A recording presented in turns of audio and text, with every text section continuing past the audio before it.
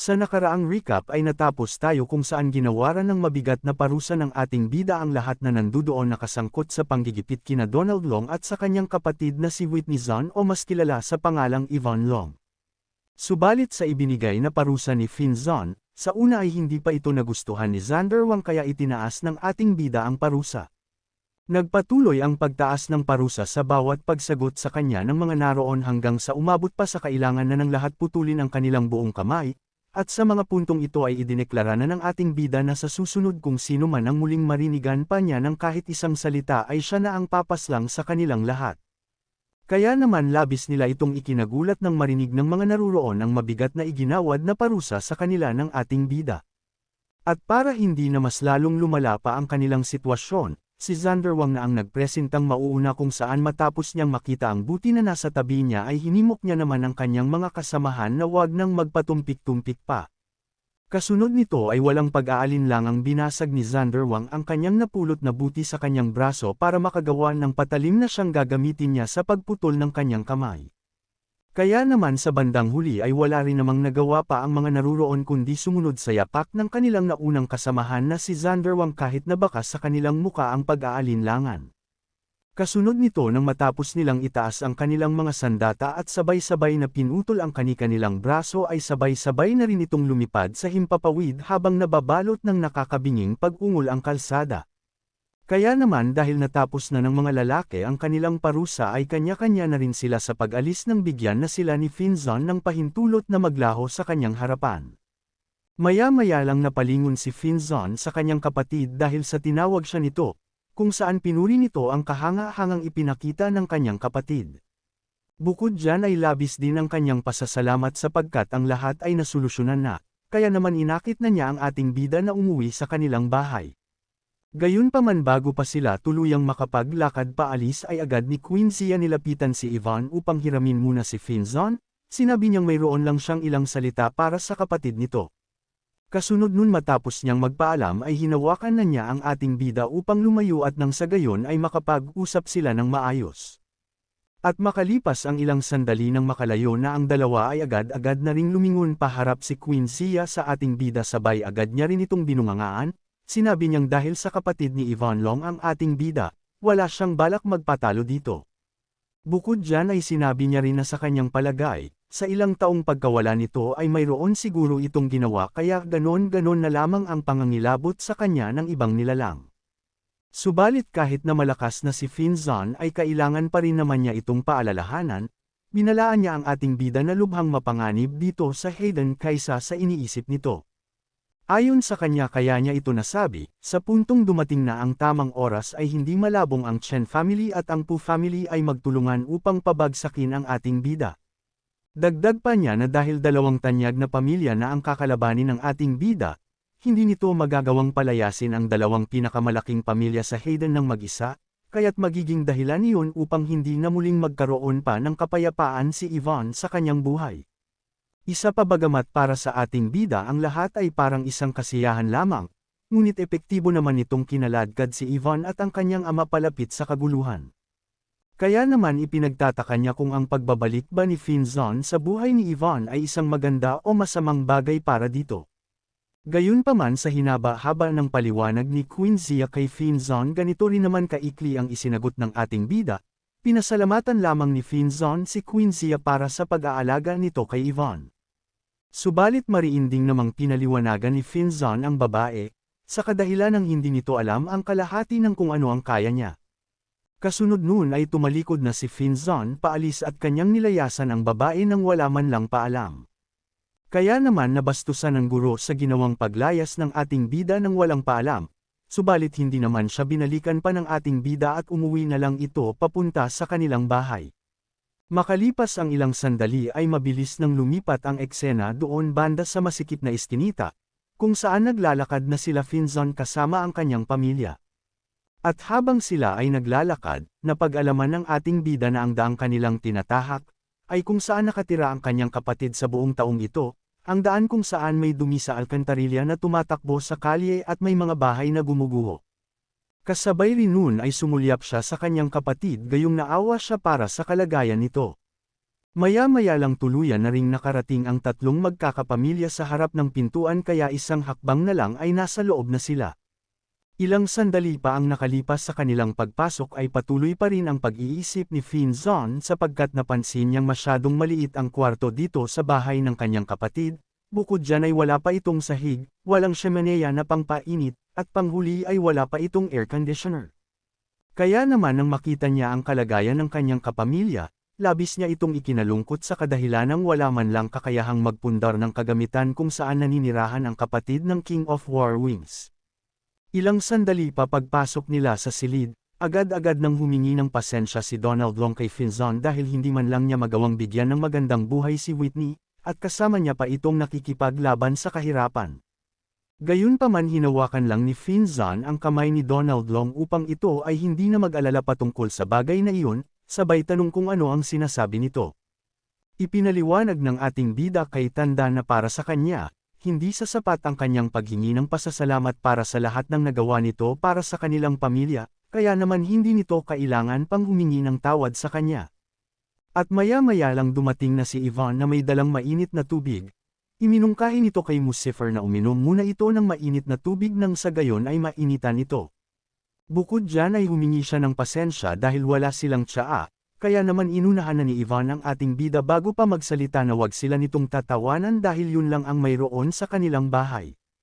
Kasunod nito ay umimik din si Donald Long at sinabi niyang dahil sa 10 taon na rin ang dalawang hindi nagkikita, iminungkahi niyang umupo silang dalawa kung saan aalis muna siya gayong alam niyang marami-raming bagay pa ang kailangang habulin ng dalawa dahil sa tagal nilang hindi nagkasama. Gayunpaman lalabas na sana si Donald Long subalit agad naman itong pinigilan ng ating bida upang bigyan ng gamot. Inialok ni Finzon kay Tanda ang dala niyang mabisang ointment, kailangan lang itong ipahid ni Tanda sa kanyang sugat at ito'y gagaling nang wala sa oras. Naisip ng ating bida ang ointment na kanyang ibinigay ay gawa pa mismo para sa kanya ng misteryosong nilalang na kanyang nakilala gamit ang espesyal na sangkap. Dagdag pa niya na salamat dito, nagagawa pa niyang makabalik paminsan-minsan pagkatapos niyang magtamo ng iba't ibang pinsala kahit na ito ay maging ang mga nakamamatay pa mula sa larangan ng digmaan. Ilang sandali pa, tinanong ni Finzon si Whitney kung nasaan ang asawa ni Ginoong Long, dagdag pa niya na papaanong wala ito sa bahay. At nang marinig ni Whitney ang katanungan ng ating bida ay hindi naman siyang tumangging sagutin ito, ipinaliwanag niyang ang kanyang ina ay namatay na 8 taon na ang nakakalipas dahil sa kanyang sakit habang baka sa kanyang muka ang labis na pagdadalamhamti. Dagdag niya pa na tanging ang kanyang ama na lamang ang nag-iisang nag-alaga sa kanya sa buong taong iyon, kaya naman mula noon ay itinuring na niyang ama si Tandang Donald. At nang mapansin ni Finzon ang bakas ng kalungkutan sa kanyang kapatid, inabot niya ang kamay nito upang makiramay sa dinanas na paghihirap ni Yvonne Long. Kasabay nito ay sinabihan ng ating bida ang kanyang kapatid na siya na ang bahala rito magmula ngayon, at kung kinakailangang pumatay, papatayin niya kung sino mang nilalang ang maglalakas loob na manakit dito kasama ang buong pamilya ng magtatangka. Maya-maya pa ay ilang sandaling nagmuni-muni si Finzon sa kanyang isipin, galit na galit siya sa Pu family sapagkat ang lakas naman ng loob ng mga iyong hamunin ang kapatid ng tinaguriang hari ng pakpak ng digmaan, kaya naman nais niyang itong makita kung makakaya ba nilang makaligtas mula sa kanyang paglipol. Bukod dyan ay hindi niya rin patatawarin ang lalaking nag-abandona sa asawa nito at sa kanyang mga anak, kaya't sisiguraduhin niyang gagamitin niya ang dugo nito upang aliwin ang kaluluwa ng kanyang ina. Matapos ang kaganapan sa loob ng bahay ay mabilis nang lumipas ang kinabukasan, at sa loob ng bahay kung saan nakatira ang itinuturing ni Yvonne bilang ama ay nagpaalam si Yvonne kay Tanda na pupuntahan niya kasama ang ating bida ang kanilang tiyahin upang ito'y kamustahin. At bago pa sila tuluyang makaalis, hinling niya sa kanyang ama na mag-ingat ito. Tiniyak naman ni Donald Long na wag siya nitong alalahanin, dagdag pa niya na pakibati na lamang siya sa tita nito. Matapos lang ang dalawang makaalis, mabilis nang nagdaan ang 1 oras, at mula sa iskinita makikita ang isang grupo ng mga kalalakihan na naglalakad patungo sa kanilang ipinuntang pakay. Maya-maya lang ang mga kalalakihang kaninang naglalakad ay bigla na lamang sinira ang pinto at agad na pumasok ng bahay ni Tandang Donald nang wala man lang pasabi kaya labis ang gulat ni Tanda sa pabigla-biglang pagpasok ng hindi kilalang grupo. Ilang sandali pa ay tuluyan na ring lumabas ang buong pagmumukha ng tatlo sa mga ito, kung saan pinangunahan ito ng may kulay pulang buhok na tumatayo sa kanilang pangkat bilang pinuno, at base pa lamang sa mga pagmumukha ng mga ito ay tila walang matino ang mga itong gagawin dahil baka sa kanilang mga labi at mata ang katangian ng isang bully. Maya-maya pa ay walang pag-aalinlangang kinuhilyuhan si tanda ng lalaking may pulang buhok habang kanya itong minumura. Bukod dyan ay tinanong niya rin ang matanda na kailan ito balak magbayad ng 5 milyong utang.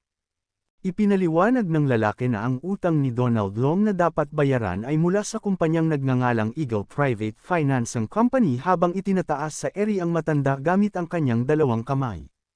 Samantala namang nang marinig ni tanda ang mga sinabi sa kanya ng lalaki, naguluhan siya kung sino ang kanyang pinagkakautangan kaya inalala niya muna ito.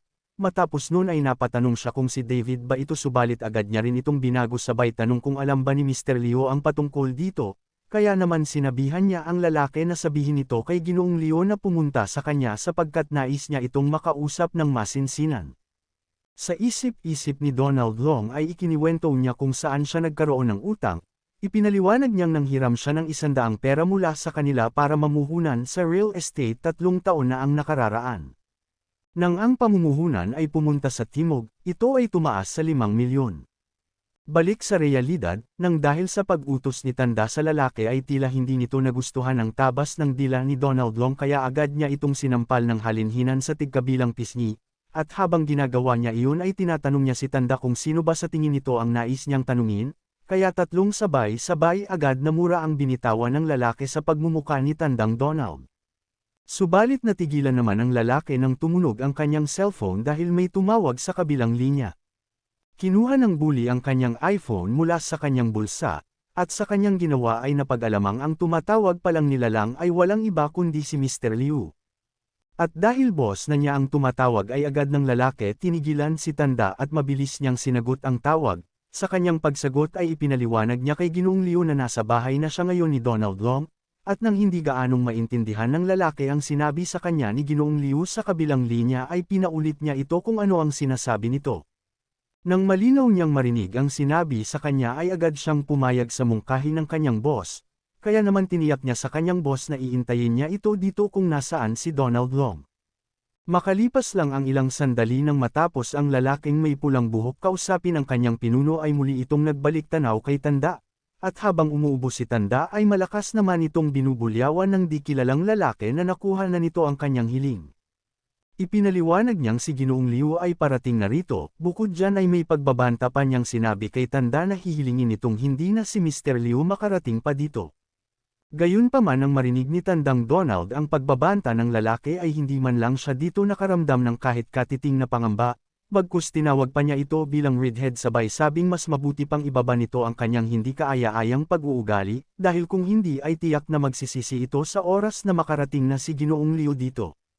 Subalit kahit na binalaan na ni Donald Long si Redhead, hindi man lang ito sa kanya nakinig bagkus malakas pa siya nitong sinapak, kasabay nito ay tinanong ni Redhead si tanda kung gumagamit ba ito ng droga sa mga araw na ito.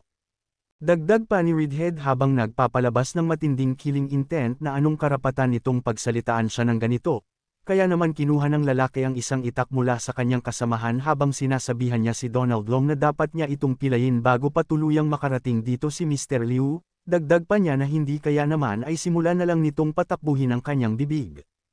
Matapos lang makuha ni Redhead ang sandata ay malakas na niya itong hinanda upang tagain si tanda. Subalit sa hindi inaasahang pagkakataon ay natigilan ang lalaki sa kanyang balak sanang gawin gayong naramdaman niya ang pagdating ni Ginoong Liu. Maya-maya lang mula sa labas ng pintuan ay dahan-dahan nang naglalakad ang tatlong lalaki patungo sa loob ng silid, at habang sila ay naglalakad, sinasabihan niya ang mga naruroon sa loob na lumimpi sa kabilang tabi. Makalipas lang ang ilang sandali ay tuluyan na ring nagpakita ang tatlong nilalang kung saan ito pala ay walang iba kundi sila David, Jack at ang lalaking palaging may bindana sa ulo.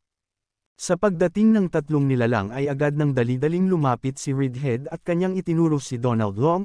Bukod dyan ay sinabihan pa niya si Mr. Liu na ang hangal na si Donald Long ay muli na namang tumalikod sa kanyang utang at nagkaroon pa ito ng lakas ng loob na magtanong kay Ginoong Liu. Subalit kahit na gayon ay ipinagmamalaki niya ang kanyang sarili na kontrolado niya ang lahat, kaya naman sinabihan niya si Ginoong Liu na wag nitong alalahanin ang patungkol doon.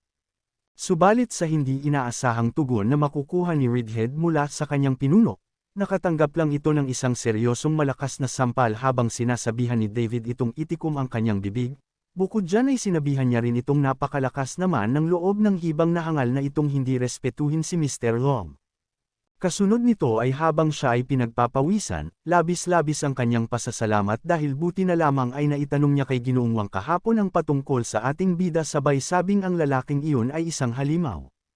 Dagdag pa niya na sinayang lamang ng ating bida si Mohan mula sa pamilya Chen, na isang lalaking nagtatrabaho para kay Baron Chen kung saan ang kalahati ng katawan ni Mohan ay nabasag sa isang iglap lamang. At maging si Jack ay hindi rin napigilan ang kanyang sarili kaya naman maging ito ay sinaktan na rin ang lalaki habang sinasabihan niya itong lumuhod kay Ginoong Long at humingi ng tawad. Kasabay noon ay labis din ang kanyang pangamba sa kanyang ginawa kahapon, kaya't sinabi niya sa kanyang sarili na kailangan na niya ngayon ding humingi ng tawad sa lalaking iyon, dahil kung hindi ay tiyak niyang pupulutin ang kanyang ulo sa sahig. Samantala namang matapos mabugbog ang lalaking tinatawag bilang Redhead ay labis itong nagulantang sa kanyang nasaksihan, kaya naman sa isip-isip nito ay napapatanong siya kung anong nangyayari, dagdag pa niya habang iniinda ang kanyang natamong pinsala na kung nabaliktad na ba ang mundong Earth. Sa kabilang banda naman ay agad nang ibinigay ni David kay Donald Long ang isang papel, at sinabi nito kay Tandang Donald na naglalaman ang papel na ito ng kontak na nilagdaan nito sa kanilang kumpanya sabay hingi ng paumanhin kay Tanda gayong abala sila kaya hindi na nila natingnan ng maayos ang papel na nagsisilbi sa kanilang ugnayan. Dagdag pa niya na balak niyang ibigay na lang dito ang pera ng libre, ipinaliwanag niya pa kay Tanda na wala siyang balak na makabawi ng kahit isang sentimos mula kay Ginoong Long. Bukod dyan ay madiin pa niyang itinuring ito bilang isang pabor sa pagitan ng mga kaibigan sabay sabing ganyan dapat sila pagkatapos ng lahat. At matapos lang ni David paliwanagan si Donald Long tungkol sa kanilang pagitan ay ipinaliwanag naman niya ritong wala siyang ideya kung sino ang hangal na mapulang ulong ito habang itinuturo niya ang lalaki, sa kadahilan ng sumulpot lang ito sa kanyang likuran at nakipagpalit sa kanya ng numero upang e-blackmail ito sa kabayarang 5 milyon kaya ikinatakot niya ito. Dagdag pa niya habang patuloy lang niyang dinuduro ang lalaki na wala nang mas mahalaga sa kanya sa mundong ito kaysa sa kanyang integridad, kaya naman hindi niya kukonsintihin ang gawain ito. Kasunod nun ay tinawag niya si Redhead upang lumapit at humingi ng tawad kay Mr. Long. Samantala namang hindi agad sumunod ang lalaki sa utos ni David dahil lubos itong nagtataka kung ano na ang nangyayari. Kaya sa isip-isip ito ay napapatanong siya sa kanyang sarili kung nananaginip ba siya dahil ibang-iba ang ipinapakita ngayon ni Mr. Liu. Gayunpaman dahil hindi nakasagot ang lalaki ay agad na itong inapakan ni Jack. Galit na galit ni Jack itong tinanong kung bingi ba ito sabay ulit sa utos ni David na magdumali itong humingi ng tawad para sa kanyang ginawa. Kaya naman dahil sa pangyayari ay agad nang gumapang palapit ang lalaki patungo kay Tanda. At habang ginagawa niya ito ay humihingi siya ng pasyensya sabay tawag sa matanda na Mr. Long, dahil wala siyang ideya kung sino ang kanyang kinakalaban, dagdag niya pa na patawarin rin siya nito sa kanyang paglabag. Subalit tumugon naman si Donald Long sa pamamagitan ng isang malutong na pagsampal, kasunod nito ay si Tanda naman ang humawak sa damit ng lalaki kaya labis itong ikinatakot ni Red-Headed Bully.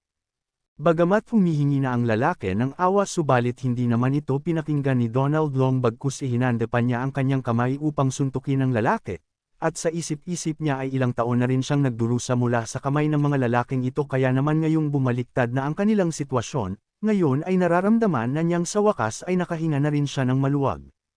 Samantala namang makalipas ang ilang sandali pagkatapos ni Donald Long bugbugin si Redhead Bully ay nakaupo na ang dalawa habang iniaabot ni David kay Tanda ang isang briefcase na may lamang pera. Ipinahayag ni David na ito ang kanyang kabayaran sa kinain niyang binti ng tupa noong isang araw, kaya sinabi niya na sana ay tanggapin ni Ginoong Long ito.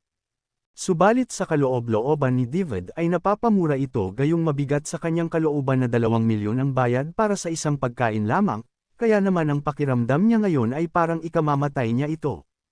Gayunpaman hindi naman ito tinanggap ni Donald Long bagkus malakas pa itong nagdabog sa lamisa sa kadahilanang alam niyang nandito lang sila dahil kay Lucifer. Dagdag niya pa na kung wala ang pahintulot ni Mufasa hindi niya kukunin ang perang ito. Kaya naman nang marinig ni David ang sinabi ni Tanda ay tila nabunutan siya ng tinik sa kanyang lalamunan sabay tanong kung nasaan si Ginoong Zon. Sa tanong ni David ay ipinaliwanag ni Donald Long kung saan nila ito maaaring bisitahin, Ipinaliwanag niyang ito ay nagtungo sa kanyang tiyahin, kaya naman sinabihan niya ang dalawa na kung nais nila itong puntahan ay maaari niyang ibigay sa kanila ang address ng lugar na iyon.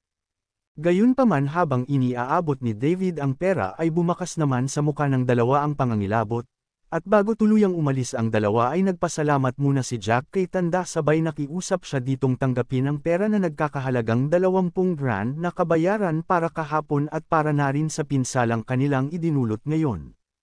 Matapos ang kaganapan sa lugar ni Tanda ay lumipat ang eksena sa 100 kung saan matatanaw mula sa di kalayuan ang isang kulay puting sasakyan.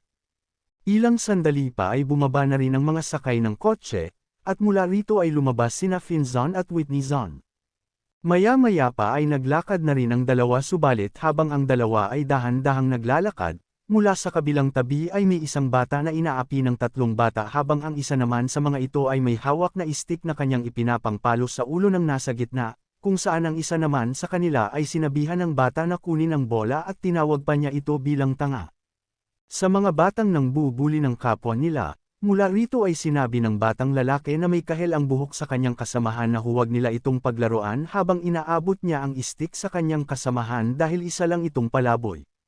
Gayunpaman mariin naman itong tinutulan ng kanyang kasamahan at pinagbantaan niya ang batang lalaki na papatayin niya ito kung hindi ito maglalaro. Subalit nang makita ni Ivan ang ginagawa ng mga bata ay hindi niya nagustuhan ang mga gawin ng tatlo, at dahil din doon ay pag-alit niyang tinanong ang mga bata kung ano ang kanilang ginagawa. Kaya naman nang malaman ng mga bata na may dumating na matanda ay agad na silang tatlo nagsitakbuhan. Pahabol pa ng isa habang kinakawayan ang naiwang bata na ang isang hangal ay pwedeng maiwan sabay tawa. Matapos makalayo ang tatlong bully at makatayo ang bata ay agad nang lumapit ang batang binubuli sa dalawa, kung saan dito ay nanghingi siya ng like at isang subscribe sa mga nanunood, ay nang hingi pala siya kay Ivan ng lollipop. Abangan sa susunod na ating recap kung saan malalaman natin kung sino ang ina ng batang tinulungan ni Ivan. Bukod dyan ay malalaman rin natin sa susunod kung gaano rin ang sinapit ng buhay ng dalawang mag-ina sa kamay ng kanilang ama, gayong maging ito ay iniwan din ng kanyang ama matapos itong ipanganak. Kaya naman kung nais mong malaman pa ang susunod na kaganapan sa kwento ay i-like mo lang ang ating video, e-comment mo kung nagustuhan mo ba ito. At huwag mo na rin kalimutang i-open ang iyong notification bell pagkatapos mong mag-subscribe, at kung nakasubscribe ka na, maraming salamat sa inyong lahat aking mga taga-panood hanggang sa susunod muli.